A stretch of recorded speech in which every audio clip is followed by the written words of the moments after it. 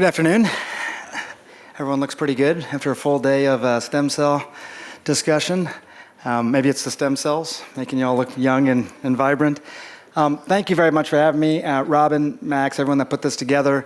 This is the second time I've been here. I'm delighted to be here. I always learn a lot. These are some of my favorite discussions. So thank you for putting this together. I want to thank my wife for being here as well. We hardly ever get to go on vacation. When we do, it's usually a medical conference nowadays. So thanks for sticking with me on that, honey. I'm particularly excited about this topic of inflammation because I think, as you're about to hear, it really draws a parallel with many of the topics that we're talking about today. It's a truly double-edged sword. We need inflammation in our bodies to help fight off infection, to help address injury, but there are times when it can also worsen certain diseases and maybe even be the genesis of certain diseases as well. So how exactly to understand it, its potential, where we are and where we're going with it. To discuss that, I think we have an incredible panel. You have their bios out there. We've been talking about this back in the green room, and I think you're going to learn a lot. So please warmly welcome Peter, Deepak, Silviu, Francis, and Alberto.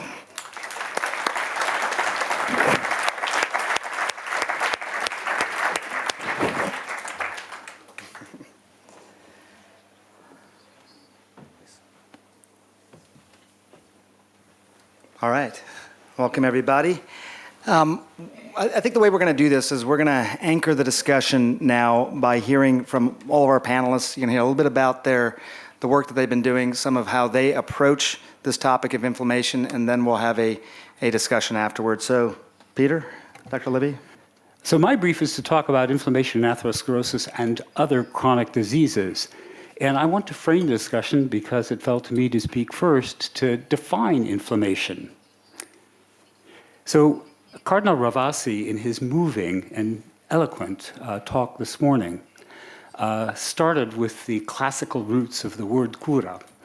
And in fact, inflammation is also rooted in Latin, and it has to do with flames or burning. The English word flame obviously is derived from the Latin for inflammation.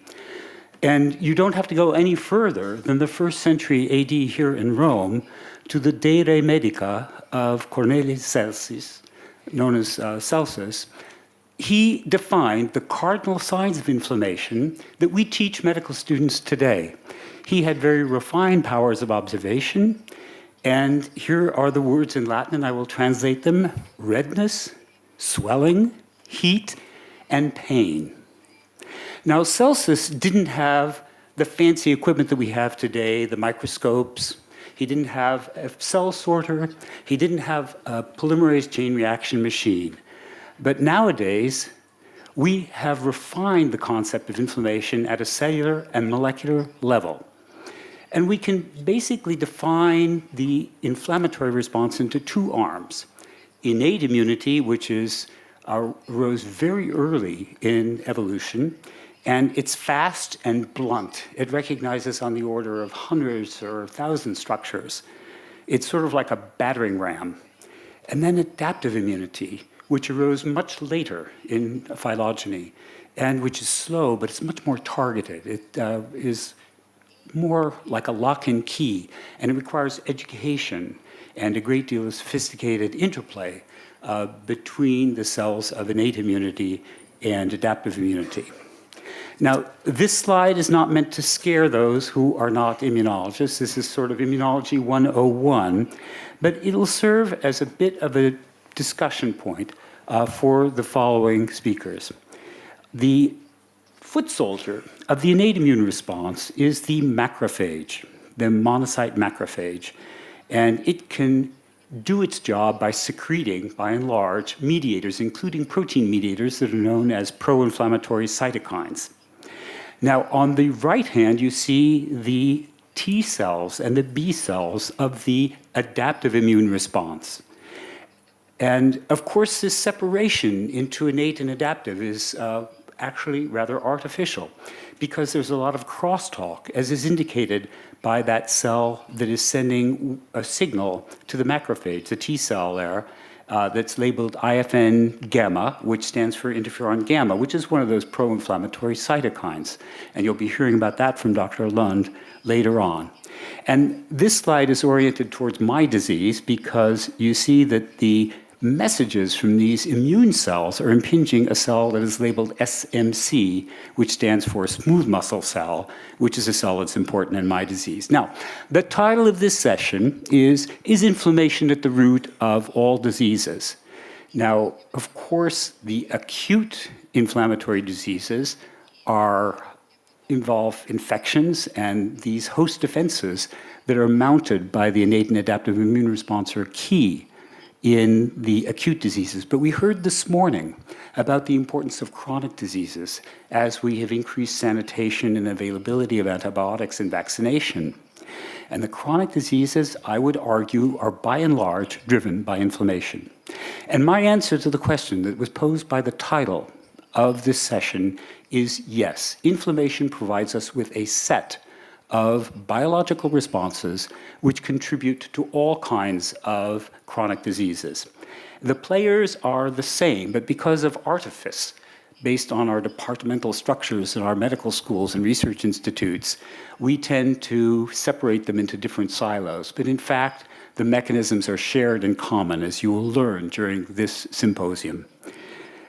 And what happens is that the adaptive immune cells, the lymphocytes on the top and bottom on the left here, will send signals to the mononuclear phagocyte that then will impinge on an epithelial cell and a mesenchymal cell. And the range of responses are very stereotyped. Proliferation, fibrosis, recruitment of leukocytes, the host defense cells, and angiogenesis, about which we heard this morning. And what we call the epithelial cell and the mesenchymal cell depends on which union card we hold from our medical training, and it's totally artifice. But the basic messages and the messengers are very much related. Now, in my particular disease of atherosclerosis, we used to think of it as a cholesterol storage disease, but we now know that inflammation drives all phases of atherosclerosis from the very inception, shown here on the left side of the slide, through the progression and finally the thrombotic complications or blood clots that lead to the complications that bring the patients to our attention as clinicians most dramatically. And we have really now expanded our understanding of inflammatory responses to incorporate signals from the central nervous system. So we'll hear from Dr. Chopra about anxiety and pain and stress, which can send signals to the bone marrow, which can then mobilize these white cells that can then travel through the spleen to the artery wall, cause a heart attack, which then leads to pain and anxiety, keeping this vicious circle turning. Now, my personal involvement in this has to do with one particular signal which we have had the opportunity of translating, something which I studied and Dr. Mantovani studied in our laboratories decades ago. We've been able to push through to a large-scale clinical trial that has yielded a proof of principle that inflammation is indeed involved in the disease that I study, and that is interleukin-1 beta, which was the alarmone shown on that slide. And in a large-scale study in over 10,000 people, we were able to randomize people who'd already had a heart attack and were already on everything that we can do in terms of lifestyle, which is the foundation of all preventive therapy, and we talked about that this morning, and our basic pharmacotherapy that is mandated by current guidelines, and we gave them a monoclonal antibody that blocks this particular one mediator known as interleukin-1 beta. And looking at the holy grail of clinical trials, which is all-cause mortality, as you see in the green bar, there was an over 30% reduction in those who actually responded to the drug in trial. And if you look at cardiovascular mortality, again, there was an over 30% reduction. So this trial actually proved that inflammation is a participant in the recurrent events in people who survived a heart attack and might provide a novel therapy beyond standard of care. Now, there was another aspect of the trial, which will again be a lead-in for subsequent speakers. And that was in an exploratory analysis, not part of the pre-specified design of this trial. We found a striking effect on lung cancer. We had enriched with our enrollment criteria the population studied for lung cancer risk, and we found at the highest dose of this antibody that we studied a 77% reduction in death due to lung cancer. So this shows that inflammation is not only involved in my disease, but also in cancer. I'm going to wrap up with this slide that I made as an amateur interrogating the global burden of disease database. And it shows that ischemic heart disease, stroke, and lung cancer cause about 30% of deaths globally. So I think that by targeting inflammation, we may be able to make roads into the residual burden of risk, which persists despite what we have to offer our patients today. Thank you. Thank you. So there's a lot to discuss there, and we're going to move on to another presentation. But let me just ask almost a philosophical question. I don't know how much time you spend thinking about this from a broader aspect, but we talk a lot about the how of something, how inflammation occurs in the body. But in terms of why would something that is designed to protect us, to provide a defense to our bodies, also cause disease? So it tends to affect people who have outlived their reproductive utility. So while there was a tremendously strong basis for selection of ways to survive childhood infections and survive to reproductive age, people who've attained my amount of gray hair are, from an evolutionary perspective, useless. And so the very defenses, the host defenses which allow us to survive to reproductive age and allow our children to get past childhood illnesses, can turn against us in the chronic diseases. And it's not just my disease, it's the diseases you'll be hearing about from the subsequent speakers. Okay, so a lot of our warranties have expired, is that what you're saying? It means that lifestyle and the kind of nutritional aspects that we were hearing about this morning become even more important as we add rings to the bark of our tree. Okay, and we'll get, that's good. We'll get into that some more, but Deepak, enlighten us with higher healing. Okay, so I have just one slide here that I want to show you. And perhaps you may or may not know, but my interest in the last 35 years has been in what I now call the body-mind. Just like we use space-time as one term, mass, energy, wave particle, I think body-mind is a single unit. And this particular slide shows the interconnectedness of everything that happens in our body. Without going into details, what you see as a cap right in the middle is the limbic brain, which is also called the emotional brain because it's found only in mammals. And the limbic brain connects with both the endocrine system, and you can see through the midbrain there's a connection with the autonomic nervous system. So to put it in one sentence here, our world is inflamed right now. Not only biological organisms, human beings are inflamed. Low-grade inflammation, as you've heard and you'll hear, is the common factor in more than 90% of illness. Only 5% of disease-related gene mutations are fully penetrant, which means they guarantee the disease. And for the last 50 years, we've explored the pathways of stress, which is usually defined as the perception of physical, emotional, psychological threat. What we haven't explored is the opposite of that.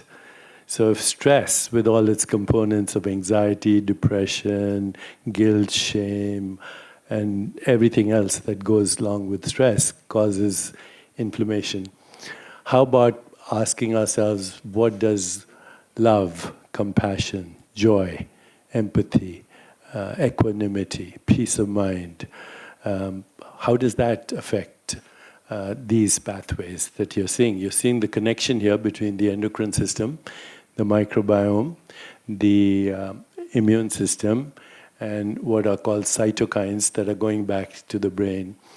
And we recently published a study where we had people keep a gratitude journal. And what we found was that within a week of keeping a journal, which just people just asked themselves, what am I grateful for? Inflammatory markers went down very dramatically. Rudy Tanzi was one of our co-authors. Dr. Collins is a good friend of Rudy. And we have subsequently done other studies that show that when people go into stillness, when their mind is quiet through meditation or prayer, that all the genes that cause self-regulation or homeostasis, they go up. Some 17-fold over baseline. There's no drug in the world that does that. Okay, and also the levels of telomerase go up significantly and inflammatory markers go down. So all I want to say here in the short time I have is we need to look at how emotions regulate our biology. We're talking about low-grade inflammation on one side as the common factor in all disease, and homeostasis on the other side. And I think most of us are somewhere in between. But the power of meditation, prayer, love, compassion, joy, empathy, equanimity, and what it does to our biology is the next frontier.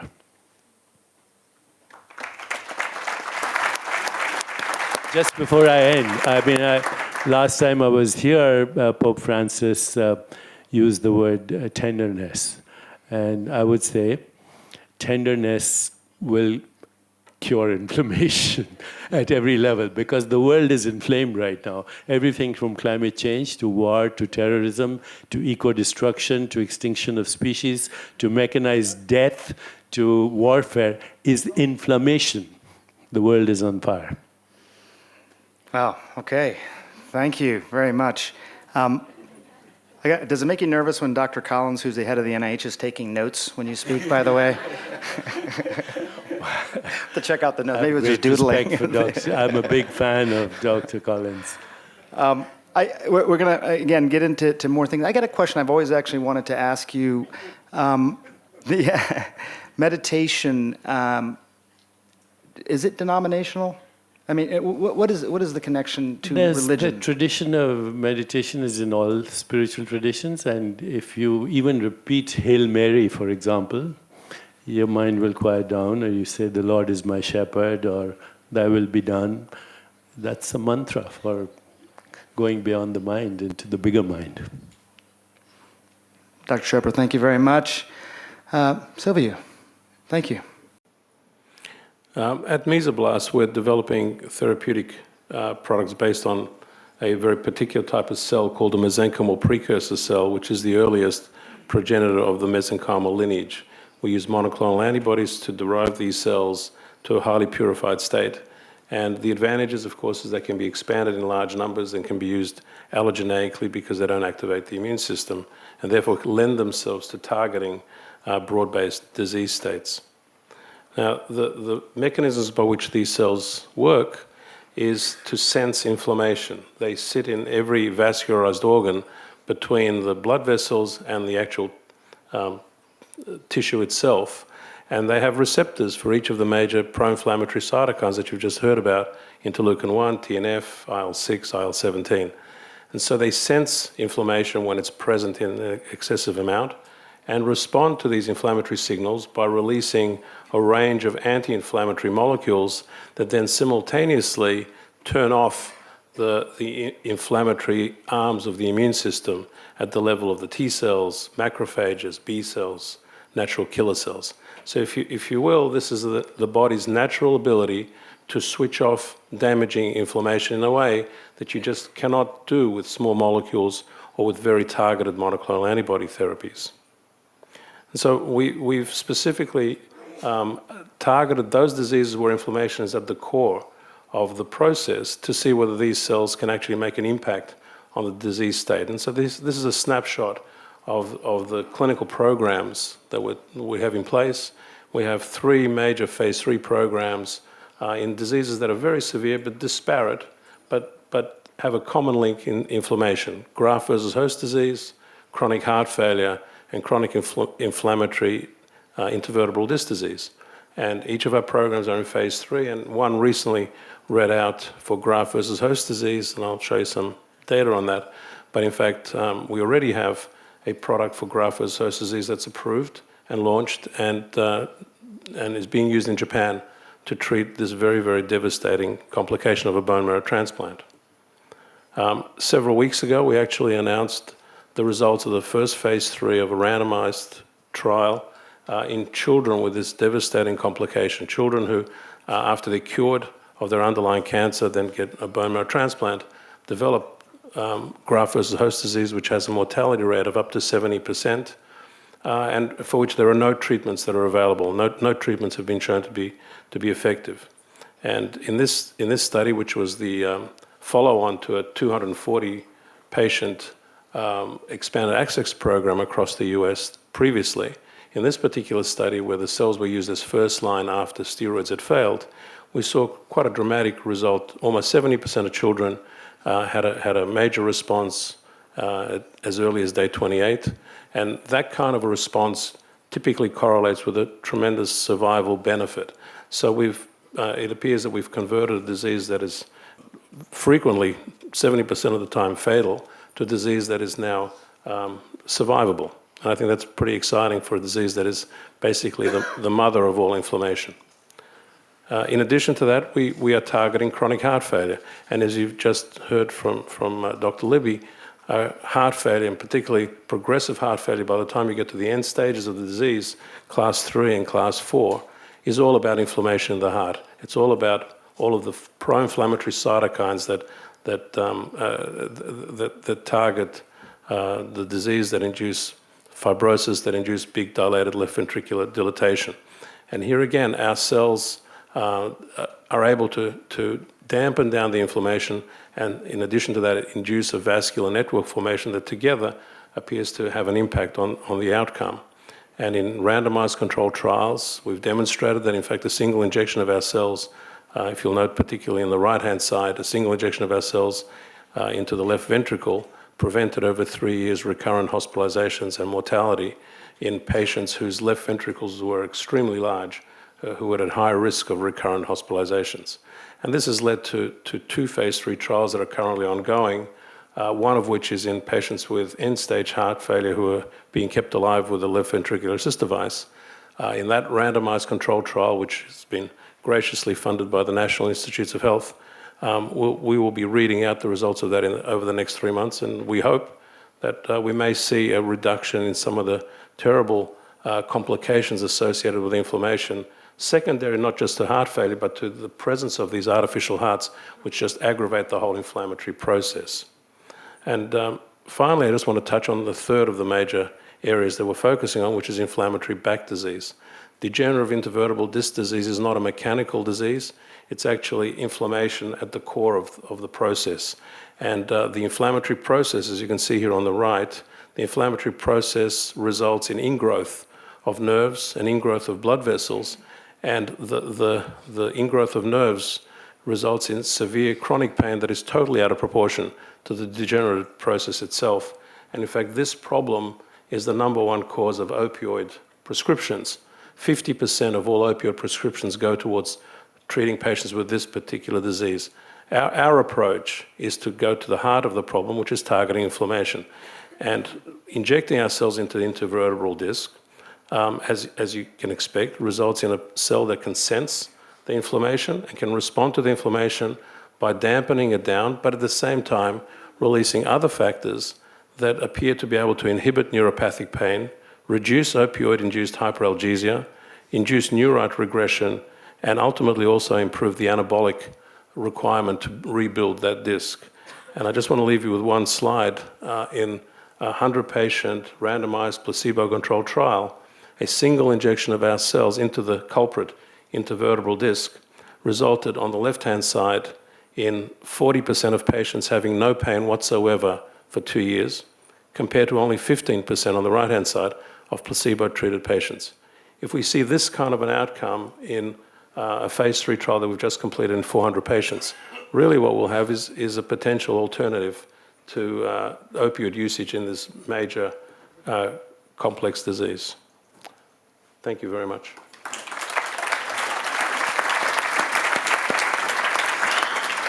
Just a quick question, Silviu. You show the data. You have some long-term results or longer-term results now that show improvement. When I was looking into this, we know the cells themselves oftentimes disperse or are no longer detectable after a period of time. Give a treatment, you get the long-term benefit, but the cells themselves have disappeared. How do you account for that? Yeah, I think that's a really, really important question.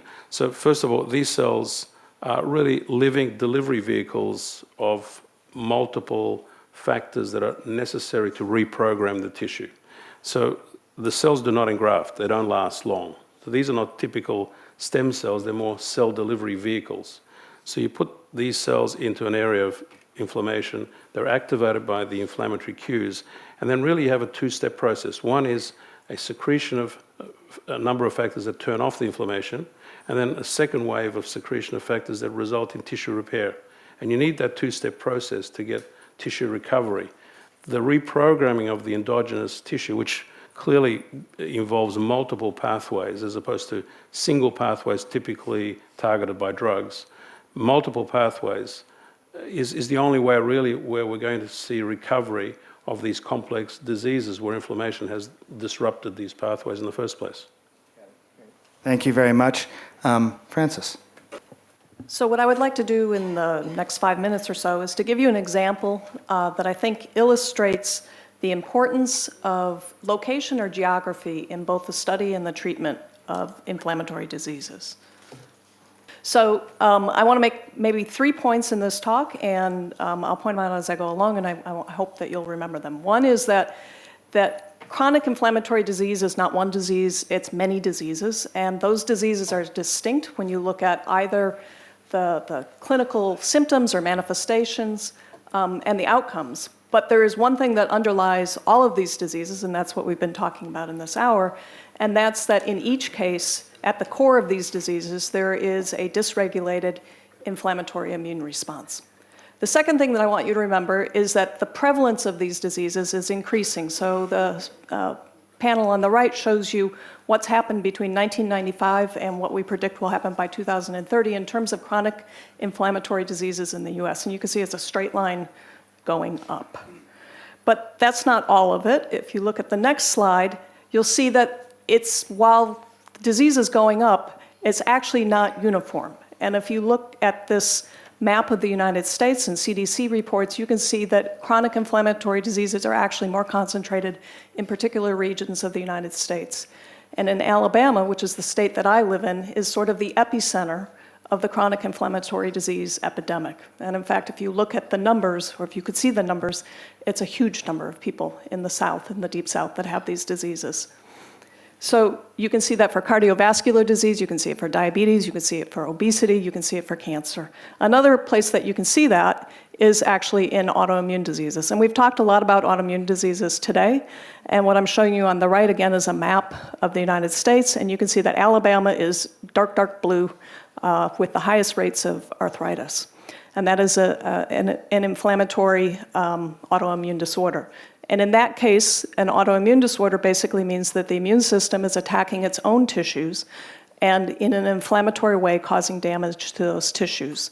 There are up to 100 different autoimmune disorders that are each an independent disease, and about 7% of the people in the United States have been diagnosed with an autoimmune disease, which results in the cost of healthcare of more than $100 billion a year. These diseases include things that you heard about this morning: multiple sclerosis, rheumatoid arthritis, which I showed you on the right, and Crohn's disease, ulcerative colitis, et cetera. The disease that I'm going to tell you a little bit about today is systemic lupus erythematosus, or lupus for short. It is an inflammatory disease, and I'll show you that in a minute. And it's a very heterogeneous disease. And what I mean by that is that depending on the patient that you look at, the immune system is attacking a different tissue. One of the most common tissues attacked in lupus is the kidney, but many tissues can be affected. It's a very woman-centric disease, 9 times more women than men suffer from this disease. And it's also very much separated in terms of ethnicity. 3 times more African Americans than European ancestry people in the United States have lupus. And for women who are African American in the United States, it's 1 in 250. There isn't a specific cause for the disease. It's multifactorial.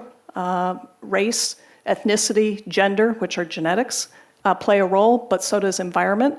And so that's everything from diet, which we talked about this morning, exercise, which we haven't talked much about, but is important, stress, and exposure, prior exposure to things like pathogens as well as toxins.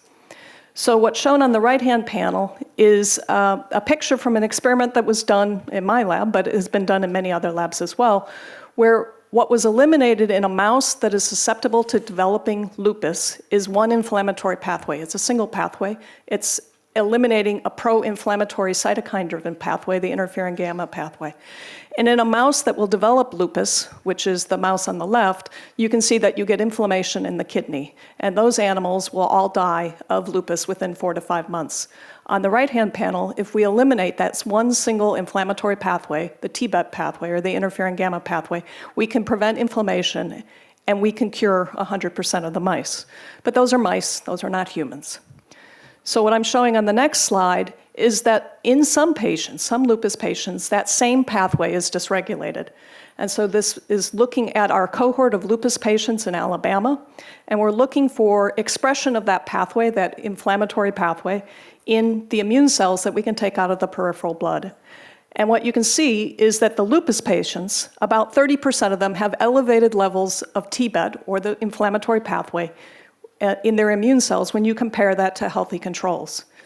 What's sort of puzzling but interesting is on the right-hand side is another study that was done in Denver, looking at their cohort of lupus patients and looking for exactly the same markers.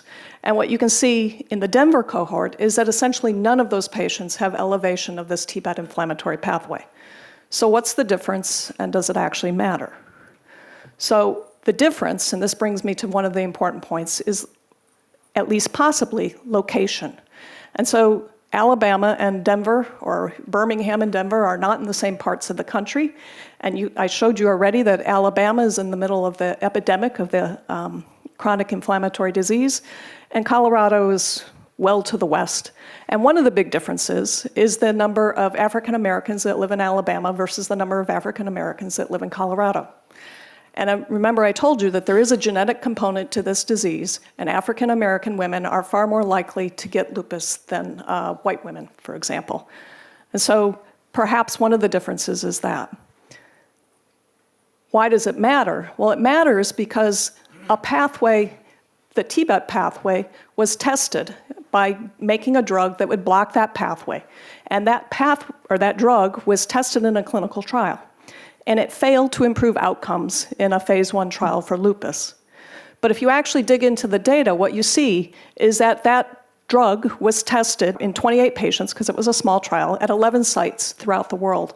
3 of those sites were in the United States. Not one of them was in the South, and not one African American was tested. So did it fail because it was the wrong drug? Maybe.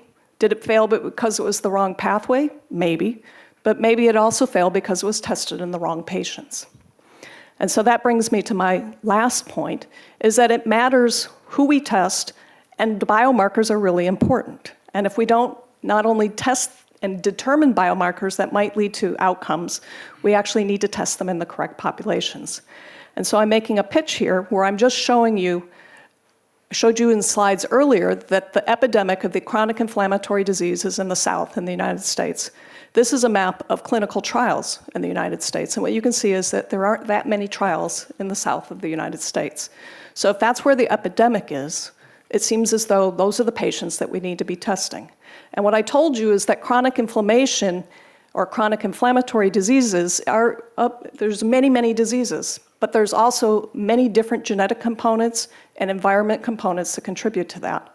And so if we want to help treat this underserved population, we need to look for biomarkers in that population, and then we need to design drugs that will trigger those specific pathways, and then we actually need to do the clinical trials where they need to be.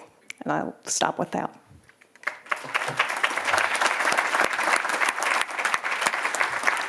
Really fascinating. Let me just ask you a quick question. In your career, you decided to focus on geography. You show the maps, the circles and all that, and then you make this link to race. African Americans living in Alabama versus those of European ancestry living in Denver. Why wasn't race the lead sort of factor? Why did you focus on geography first instead of race? Because I think that race is one component, and that for lupus, there is a significant genetic component, but that's not true for every disease. And for some diseases, the genetic component contributes in a very small way. Environment really matters, and the environment in Alabama is quite different than the environment in Colorado, which may have nothing to do with race, but has more to do with culture, which again may come back to race, but it doesn't necessarily have to be that way. And so, for example, I think diet is really important, and that's something that's different. And we'll talk more about that, especially the relationship of these autoimmune diseases to the chronic inflammatory diseases that Peter is talking about. I want to make sure we make that point. Did you want to say something, Deepak? Afterwards. Okay, afterwards. Alberto, please. I will start with a dream, and I will end with a dream. The dream of the founding fathers of modern medicine, Mallinckrodt, Ehrlich, they witnessed immunology change global health by vaccines, serotherapy for diphtheria, and more. And they dreamed of exploiting the power of immunity to fight cancer. But the time was not there, and this pathway, and I divided the pathway along the two areas that were illustrated by Peter Libby, innate immunity and inflammation and adaptive immunity. The pathway has been, we have had plenty of failures, and we have swim or rode against the current. But we are at the beginning of the fulfillment of the dream of the founding fathers and of medicine in general, namely exploiting immunity against cancer. My own connection to the field stems from the foot soldiers that were mentioned by Peter, the macrophages. And this is Virchow, who was actually the first one to have some kind of intuition that inflammation and cancer are linked. And that Mallinckrodt described what he called the policeman. And in the late 70s, I found that the policemen were behaving, and that's the lower part of this slide, were behaving as corrupted policemen. They were helping. They were attracted by tumor cells and engaged in ping-pong reciprocal feeding interaction with tumor cells, attracted by tumor cells and helping tumor cells.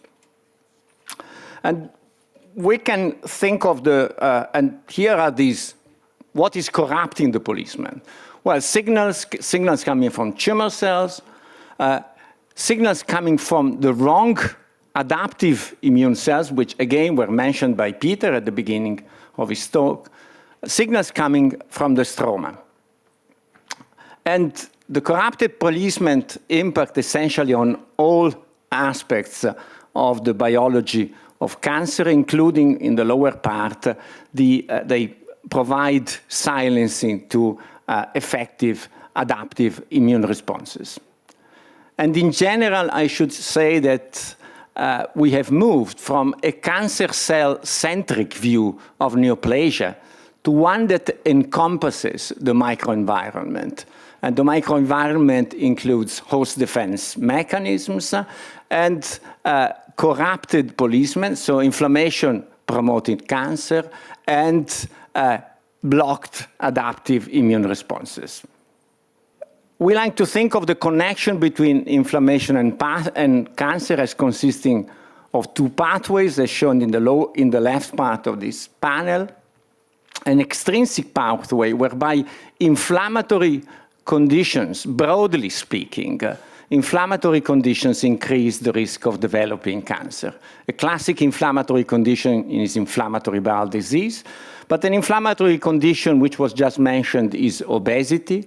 An inflammatory condition is aging, because we have a general theory of aging called inflammaging. And on the other hand, the genetic events that cause cancer, that transform normal cells into tumor cells, orchestrate the construction of an inflammatory microenvironment. And as I said, and this is shown in the left part of this slide, we have moved from a cancer cell-centric view, which was of cancer, which was crystallized by Doug Hannan and Bob Weiber at the beginning of the new millennium. And I didn't agree with that, and I stick out my neck, to one that encompasses the microenvironment. And here it is with a new version of the paradigm, including tumor-promoting inflammation and avoiding immune destruction. So the challenge now is translation. Translation means pathology. We know that inflammatory mediators are prognostic, and Peter mentioned CRP. But we have a need to move from prognostic to predictive. And we need to do that for many reasons, including having a sustainable system. The second challenge is prevention. Well, for instance, we know that aspirin prevents cancer, no question about it, but I don't take aspirin to prevent. And with hope, we do hope that genomic medicine will provide us the tool to identify those patients in which aspirin will help us to prevent cancer. Prevention includes targeting inflammatory mediators, and we heard about from Peter Libby a seminal piece of work done by Peter and by Paul Ritker and by the Cantos study. And I want to mention that Peter and myself, I won't say how long ago, but we had shown that IRAM promotes cancer. So it's fantastic, after more than 20 years, to see that with 10,000 patients. And translation means therapy, and you can think of therapy in terms of re-education of the corrupted policeman and targeting, stopping the corrupted policeman. And on the right part of the panel is a drug. It's a conventional chemotherapeutic drug, trabectedin, developed by a friend of mine, Maurizio D'Incalci, and we collaborated and found that indeed the ultimate efficacy of this compound, which is approved in Europe and US, depends in part on targeting the corrupted policeman. And on the bottom part, you have the checkpoints, so the break. I want to remind that Europe used to be much worse than today. We had checkpoint Charlie once upon a time. It was not pleasant to pass. And we have checkpoints in the immune system. We have 2 checkpoints that we can block. But we have more in the pipeline. For instance, we recently reported 1 in NK cells. And again, geography. I mean, the immune system is different. In this particular checkpoint that we identified works in liver metastasis, and liver carcinogenesis, and we are making an effort to translate. Finally, again, back to dreams. And this is a painting by Poussin, Nicolas Poussin, it's a picture of a plug. And we are talking about cancer. We should not forget that cancer in the developing world is a forgotten plug. And here are the numbers. It used to be that developing countries would carry 15% of the global burden of cancer. In 2030, it's going to be 70%. And so we have an issue of sharing and sustainability. And so I started with a dream. So we have a dream.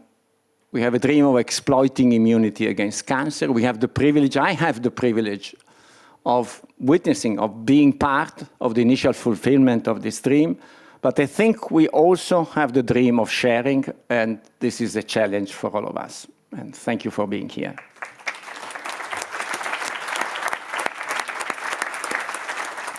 We have a few minutes for questions. Alberto, let me just ask you, this idea of immunotherapy, using your body's own immune system to help fight cancer. If someone has more inflammation in their body, are they more likely to respond then to immunotherapy?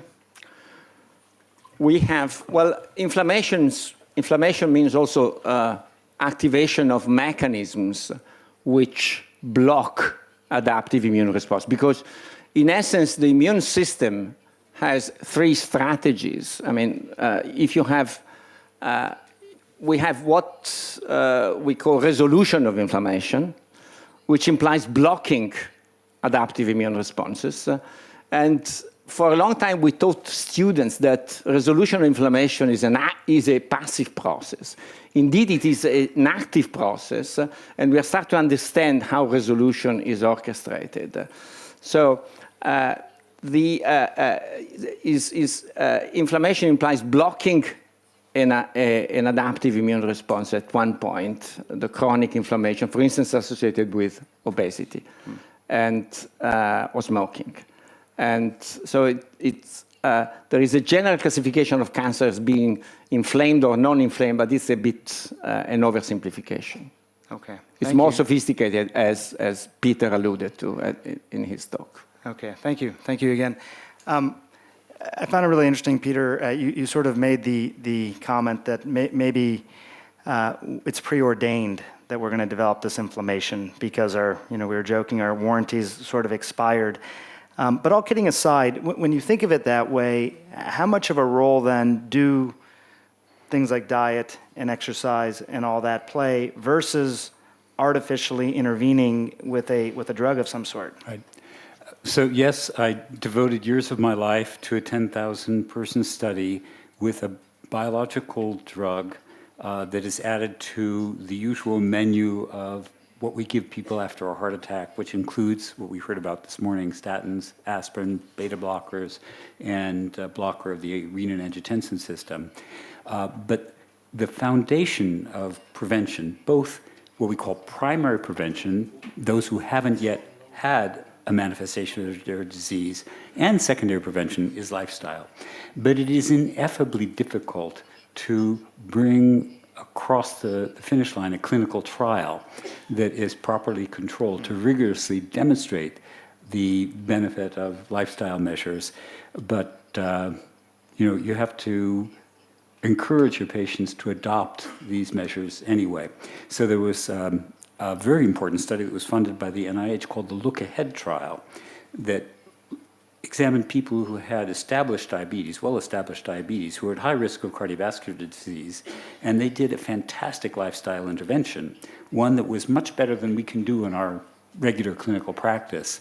And while there were many benefits, the cardiovascular events didn't drop. So it's very difficult to do the kind of trials we can do with a drug with lifestyle. But I'm a believer and a practitioner, and this morning at 5:30, I ran from our hotel down to the Piazza Navona and back because I believe in practicing what we preach. I think it's great. And look, I don't think any doctor would recommend not doing that sort of thing. But I do wonder, and maybe Deepak, I'll engage you on this as well,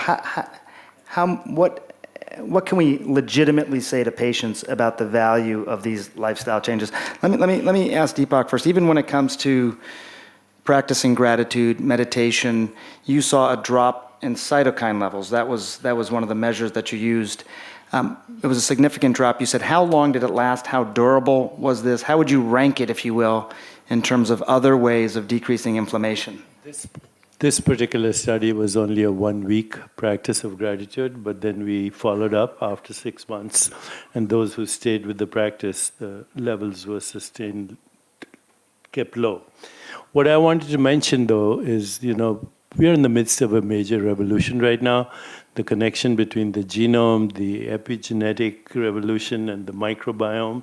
Most people don't realize, other than those who are involved in the field, that 99% or about that amount of genetic information in our body is microbial. And these microbes are in our gut, and they respond to everything from stress to the quality of sleep, emotions, food, etc. So as we move forward, I think sleep, stress management, emotions, movement, exercise, mind-body coordination, a connection with nature. These are the things that are crucial. And once people start doing these, they enjoy them. It's not a question of motivating them. You have to inspire them. Our whole strategy right now is fear-based motivation. If you don't do this, you're going to get a heart attack. But how about if you do this, you're going to feel really joyful in your body, love in your heart, reflective, alert mind, and lightness of being. Yeah, I think that's a really good point. I mean, you'll feel better regardless. I think, you know, how much of an impact it has on your body, I think that research is still ongoing, but I think you'll feel better regardless. Silvio, sorry. You talk about the opioid epidemic, and that, I mean, this is a topic that obviously I think a lot of people have paid attention to, particularly in the United States, because we consume 80 to 90% of some of these opioids in a country that's not even 5% of the world's population, which is remarkable. But we talk about mesenchymal cells as a potential an additive treatment. Would this be something that could stand on its own? How do you see it? No, well, not additive. I think what we're looking to find are alternatives, and the reason for seeking alternatives is because you know, for where the opioids are being used, there's very little data that supports their chronic use. Sure, opioids have a real role in acute, post-operative, or post-traumatic, for short-term purposes. We all understand that. Maybe in terminal situations as well. But in the setting of chronic inflammatory degenerative diseases, I think there's very little role for opioids at all. And as I mentioned earlier, 50% of prescriptions for opioids go towards patients with chronic inflammatory back disease. That's a condition where there are, as far as I'm aware, no good randomized trials at all that demonstrate opioids have any effect. And in fact, if you look at anecdotal studies, the amount of pain reduction with chronic opioid therapy is of the order of something like 10%. So really trivial. So what we're trying to do with mesenchymal cells, the mesenchymal cell seems to be particularly suited to be used in inflammatory conditions. The intervertebral disc degenerative process is an inflammatory disease and condition. And the surprising thing is that, particularly in patients with this type of disease, the extent of pain is way out of kilt relative to the amount of matrix that's degraded. And so there are other factors than simply anatomical that have to account for the severity of pain. What it appears to be is the ingrowth of nerves as a result of the inflammatory process is a major driver of the chronic pain syndrome.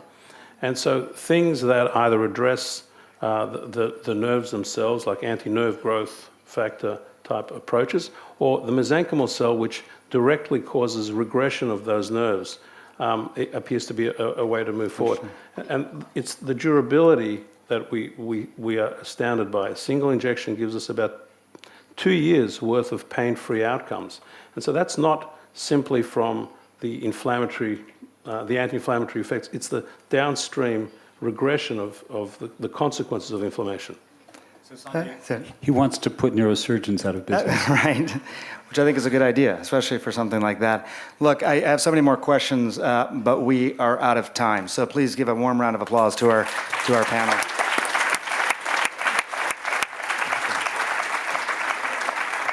Thank you, everybody.